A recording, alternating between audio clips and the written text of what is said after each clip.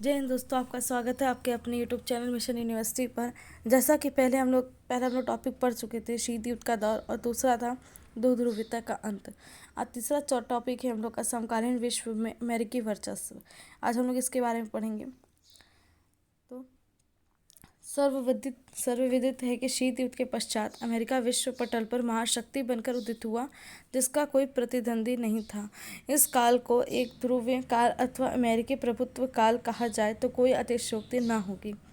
प्रस्तुत अध्याय में हम अमेरिकी प्रभुत्व की प्रकृति, उसके सीमाओं के विस्तार को जानने समझने का प्रयास करेंगे। चर्चा करेंगे कि प्रथम खाड़ी युद्ध से लेकर इराक आक्रमण तक अमेरिकी नेतृत्व का क्रम कैसे चल रहा है। एक ध्रुवीय विश्व के उदय की उक्त गाथा का प्रारंभ इसी घटनाक्रम की चर्चा द्वारा करेंगे। तत्पश्चात वर्चस्व के अवधारणा के आलोक में प्रभुत्व की प्रकृति का ज्ञान प्राप्त करेंगे। अमेरिकी वर्चस्व में के राजनीतिक, आर्थिक तथा सांस्कृतिक दृष्टिकोणों को जानने के पश्चात हम विचार करेंगे कि भारत के पास अमेरिका के लिए नीतिगत विकल्प क्या है। अध्याय के अंत में हम शायद किसी निष्कर्ष पर पहुंचकर धारणा बना सकेंगे कि क्या अमेरिकी वर्चस्व से उभरा जा सकता है। आपका पहला हेडिंग है नई विश्व व्यवस्था की शुरुआत।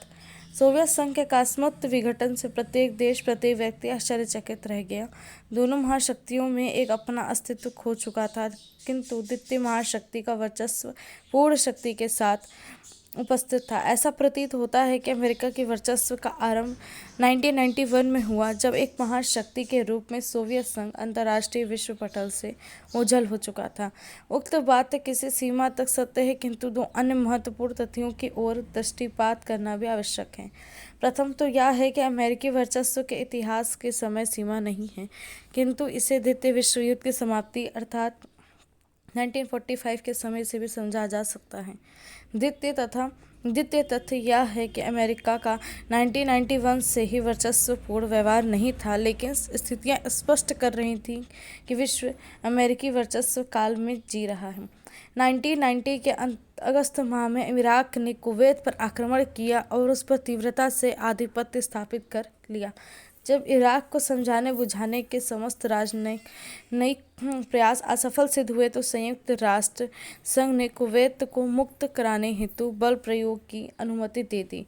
शीत युद्ध के उपरांत अधिकतर विषयों में तटस्थ रहने वाले संयुक्त राष्ट्र संघ की दृष्टि से यह एक नाट्य निर्णय था, जिसे अमेरिका के तत्कालीन राष्ट्रपति जॉर्ज बुश ने नवीन विश्व व्यवस्था का नाम दिया।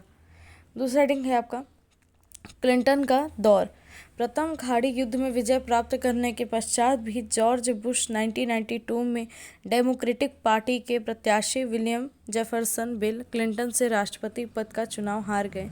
बिल क्लिंटन ने अपने चुनाव प्रचार में विदेशी नीति का मुद्दा गौड़ कर घरेलू नीति को मुख्य रूप से चुनाव प्रचार का साधन बनाया। 1996 में बिल क्लिंटन पुनः चुनाव जीते और इस प्रकार उन्होंने 8 वर्षों तक राष्ट्रपति पद पर कार्य किया। क्लिंटन के कार्यकाल में ऐसा प्रतीत होता था कि अब अमेरिका ने स्वयं को अपना व्यक्तिगत विषयों में ही सम्मिलित कर लिया था। विश्व के अन्य विषयों में अमेरिका की संलग्नता तथा रुचि का अभाव स्पष्ट झलक रहा था। विदेश के संदर्भ में क्लिंटन प्रशासन ने सैन्य शक्ति एवं अंतर्राष्ट्रीय सुरक्षा जैसी नीरस राजनीति के स्थान पर लोकतंत्र की वृद्धि, जलवायु परिवर्तन तथा विश्व परिवर्तन जैसे लोकप्रिय तथा सर्वव्यापी विषयों पर अपना ध्यान केंद्रित किया। 9/11 और आतंकवाद के विरुद्ध विश्वव्यापी युद्ध। 9/11 और आतंकवाद के विरुद्ध विश्वव्यापी युद्ध। ठीक, 11 सितंबर 2001 को विभिन्न अरब देशों के 19 अपहरणकर्ताओं ने 4 अमेरिकी व्यावसायिक विमानों पर आधिपत्य कर लिया। अपहरणकर्ता इन हाईजैक किए विमानों को अमेरिका के महत्वपूर्ण कार्यालयों तथा भवनों को लक्षित कर उड़ा ले गए। 2 विमान न्यूयॉर्क स्थित वर्ल्ड ट्रेड सेंटर के उत्तरी तथा दक्षिणी टावर से टकराए। तीसरा विमान वर्जीनिया के आर्लिंगटन स्थित पेंटागन से टकराया। पेंटागन में अमेरिकी रक्षा विभाग का मुख्यालय है। चौथा विमान, जिसका लक्ष्य कांग्रेस की मुख्य इमारत से टकराना था, किंतु वह पेंसिल्वेनिया के एक खेत में गिर गया। इस आक्रमण को अमेरिका में 9/11 के नाम से जाना जाता है। अमेरिका में हुए इस आक्रमण में लगभग 3,000 व्यक्ति हताहत हुए थे। अमेरिकियों के लिए यह दिल दहला देने वाला अनुभव था। उन्होंने इस घटना की तुलना 1814 तथा 1941 की घटनाओं से की। 1814 में ब्रिटेन ने वाशिंगटन डीसी में अग्निकांड किया था तथा 1941 में जापानियों ने पर्ल हार्बर पर आक्रमण किया था। आपकी फोर्थ हेडिंग है, क्या होता है वर्चस्व का अर्थ। वर्चस्व का जो अर्थ है वो क्या है आखिर। वास्तव में राजनीति एक ऐसी रचना है जो शक्ति के चारों ओर भ्रमण करती है। समाज में एक साधारण व्यक्ति से लेकर वरिष्ठ व्यक्ति यहाँ तक कि प्रत्येक समूह शक्ति प्राप्त करना तथा उसे सुरक्षित रखना चाहता है। अक्सर प्रतिदिन के वार्तालाप में सुना जा सकता है, अमुक व्यक्ति शक्तिशाली होता जा रहा है अथवा स्वयं को शक्तिशाली प्रदर्शित करने पर तुला है। इसी प्रकार विश्व राजनीति में भी विभिन्न देश अथवा देशों के समूह शक्ति प्राप्त करने अथवा उसे स्थिर रखने के प्रयास निरंतर करते रहते हैं। उक्त शक्तियाँ सैन्य प्रभुत्व, आर्थिक शक्ति, राजनीतिक व्यक्तित्व तथा सांस्कृतिक वृद्धि के रूप में देखी जा सकती है। इसी कारण यदि हम विश्व राजनीति को जानना समझना चाहें तो हमें विश्व के विभिन्न देशों के मध्य शक्ति के विभाजन की प्रक्रिया समझनी होगी। उदाहरणतः शीत युद्ध जो काल था वो था 1945 से 1991, तो भिन्न भिन्न गुटों में सम्मिलित देशों के मध्य शक्ति विभाजन था। शीत युद्ध के इन दो महाशक्तियों का नेतृत्व अमेरिका तथा सोवियत संघ के हाथों में था। सोवियत संघ के पतन के पश्चात विश्व में अमेरिका एकमात्र महाशक्ति बचा। अंतर्राष्ट्रीय व्यवस्थाओं पर जब किसी एक ही महाशक्ति का प्रभुत्व स्थापित हो तो इस व्यवस्था को एक ध्रुव व्यवस्था भी कहा जाता है। ध्रुव शब्द भौतिकी प्रणाली का शब्द है जिसका योगरूढ़ अर्थ ध्रुवीय बनाकर एक भ्रामक प्रयोग किया गया है। अंतर्राष्ट्रीय व्यवस्था में शक्ति का एक ही केंद्र हो तो इसे वर्चस्व हीगोमोनी शब्द के प्रयोग से वर्णित करना अधिक उपयुक्त होगा।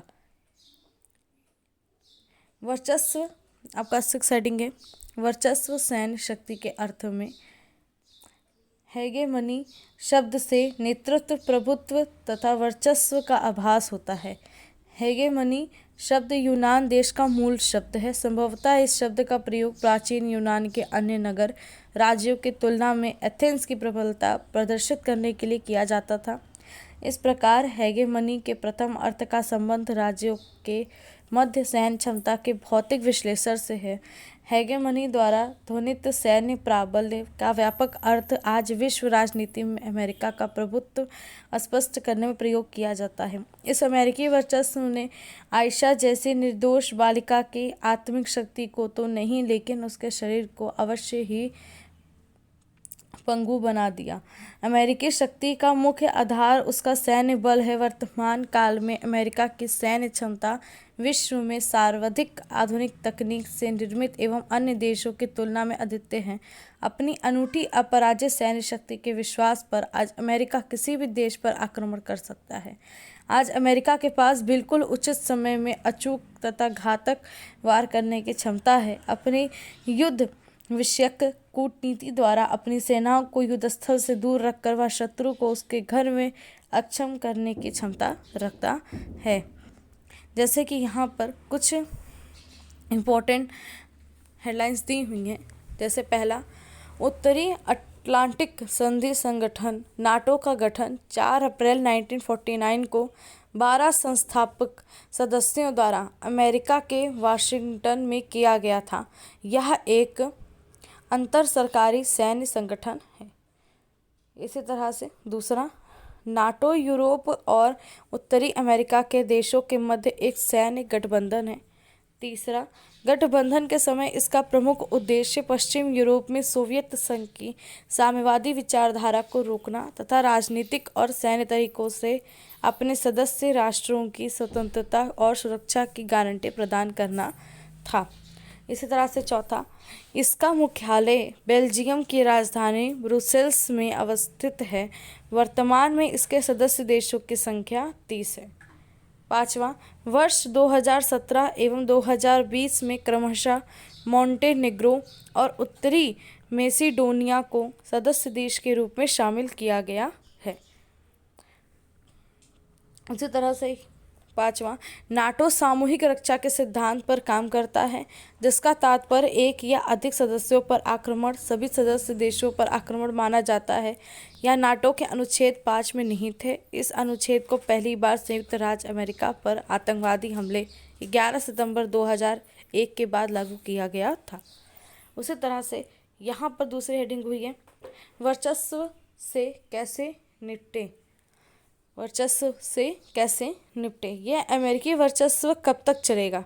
क्या इस वर्चस्व से बचना संभव है? तो वास्तव में ये प्रश्न प्रस्तुत समय के सर्वाधिक झंझावाती प्रश्न है। इतिहास के अध्ययन से शायद कोई मार्ग हाथ लग सके, किंतु यह विषय अतीत का नहीं वर्तमान का है तथा किसी सीमा तक भविष्य का भी। अंतर्राष्ट्रीय राजनीति में कुछ तथ्य गणना में ही हैं जो किसी देश की सैन्य शक्ति पर अंकुश लगा सके। प्रत्येक देश की सरकार होती है, लेकिन विश्व की सरकार नहीं होती। अंतर्राष्ट्रीय राजनीति वास्तव में सरकार विहीन राजनीति है, जिसके नियम निर्देश युद्ध पर कुछ अंकुश तो रख सकते हैं, किंतु युद्ध को पूर्णतया रोक नहीं सकते। और फिर कोई भी देश अपनी सुरक्षा, अपने अधिकारों का अंतर्राष्ट्रीय कानूनों के समक्ष समर्पण नहीं करेगा। तो क्या स्पष्ट है कि वर्चस्व से कोई छूट नहीं है? अस्तु वर्तमान समय में यह मानना है श्रेयस्कर है कि अमेरिकी सैन्य शक्ति का अभी कहीं प्रतियोगी नहीं है। भारत, चीन, रूस जैसे बड़े तथा विकसित देशों के द्वारा अमेरिका वर्चस्व को चुनौती देने की संभावना तो है, किंतु इन देशों के मध्य आपसी विभेद रहते हुए अमेरिका के विरुद्ध इनका कोई गठबंधन संभव नहीं प्रतीत होता। इसके यहाँ पर कुछ क्वेश्चंस दिए हुए हैं, जैसे आपका पहला है कि वर्चस्व के बारे में निम्नलिखित में से कौन सा कथन गलत है।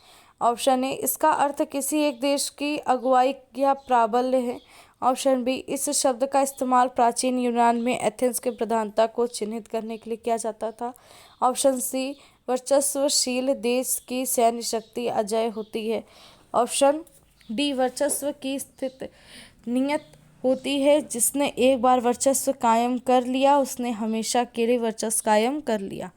तो इसका ऑप्शन डी सही है कि वर्चस्व की स्थिति नियम होती है, जिसने एक बार वर्चस्व कायम कर लिया उसने हमेशा के लिए वर्चस्व कायम कर लिया। प्रश्न नंबर 2, समकालीन विश्व व्यवस्था के बारे में निम्नलिखित में से कौन सा कथन गलत है। ऑप्शन ए, ऐसी कोई विश्व सरकार मौजूद नहीं जो देश के व्यवहार पर अंकुश रख सके। ऑप्शन बी, अंतर्राष्ट्रीय मामलों में अमेरिका की चलती है। ऑप्शन सी, विभिन्न देश एक दूसरे पर बल प्रयोग कर रहे हैं। ऑप्शन डी, जो देश अंतर्राष्ट्रीय कानूनों का उल्लंघन करते हैं उन्हें संयुक्त राष्ट्र संघ कठोर दंड देता है।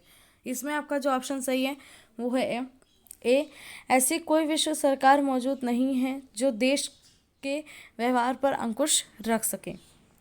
प्रश्न number 3, operation Iraqi freedom, Iraqi मुक्ति अभियान के बारे में निम्नलिखित में से कौन सा कथन गलत है।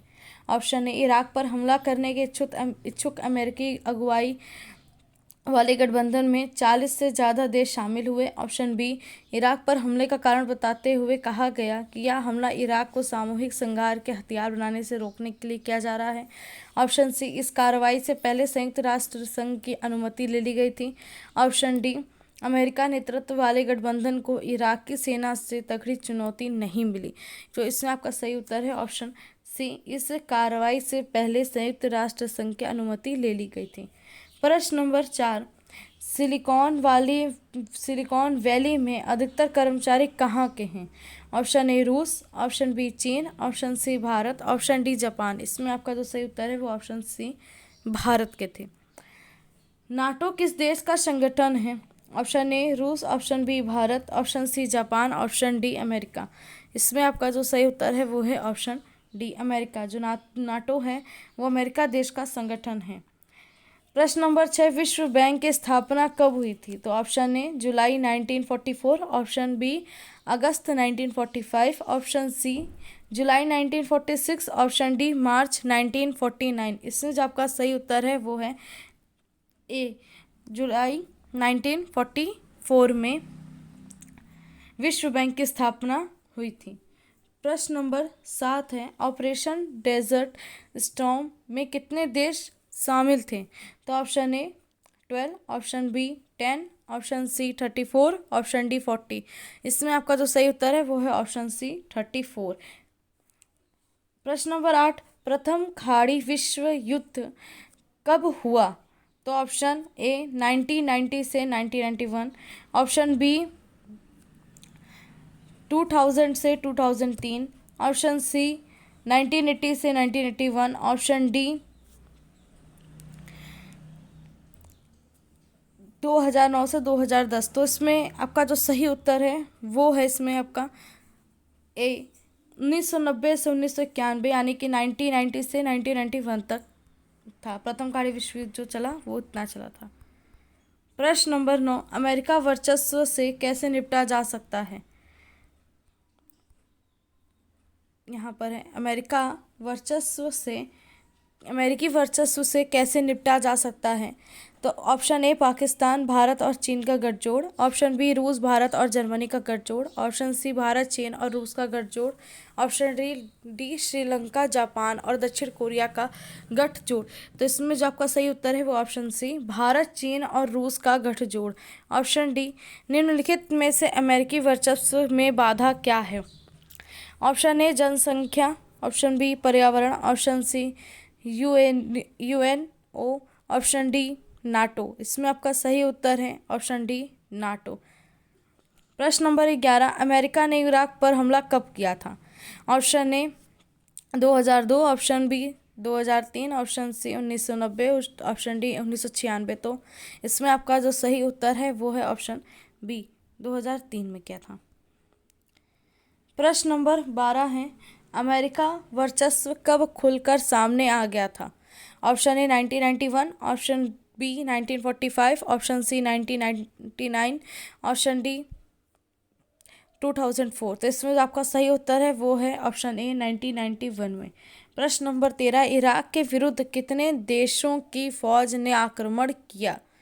तो ऑप्शन ए 40 देशों की, ऑप्शन बी 34 देशों की, ऑप्शन सी 15 देशों की, ऑप्शन डी 25 देशों की। इसमें जो आपका सही उत्तर है वो है ऑप्शन बी 34 देशों की। प्रश्न नंबर 14, खाड़ी युद्ध की टीवी पर व्यापक कवरेज हुई, इसको क्या नाम दिया गया था? Option A video game war, option B smart game, option C प्रौद्योगिक युद्ध, ऑप्शन डी विज्ञापन युद्ध। इसमें आपका जो सही उत्तर है वो है ऑप्शन ए वीडियो गेम वार। प्रश्न नंबर 15 है, संयुक्त राज्य अमेरिका की उस इमारत का नाम बताइए जिसको आतंकवादियों ने 9/11 को हमले कर नष्ट कर दिया था। Option A Pentagon, option B Central Park Tower, option C World Trade Center, option D Empire State Building. इसमें आपका जो सही उत्तर है वो है option C World Trade Center. प्रश्न नंबर 16, ऑपरेशन इराकी फ्रीडम के समय इराक के राष्ट्रपति कौन थे? Option A Nasir Hussain, option B Tahir Hussain, option C Saddam Hussein, option D Alauddin. इसमें आपका सही उत्तर है ऑप्शन सी सद्दाम हुसैन। प्रश्न नंबर 17, विश्व की अर्थव्यवस्था में अमेरिका की कितने प्रतिशत प्रतिभागिता है? Option A 24%, option B 42%, option C 16%, option D 20%। इसमें आपका सही उत्तर है ए 24%। पहला प्रश्न नंबर 18 है आपका, इंटरनेट अमेरिका सैन्य अनुसंधान परियोजना कब प्रारंभ हुई? तो ऑप्शन ए 1940 में, ऑप्शन बी 1830 में, ऑप्शन सी 1975 में, ऑप्शन डी 1950 में। इसमें आपका सही उत्तर है ऑप्शन डी 1950 में। थैंक यू दोस्तों।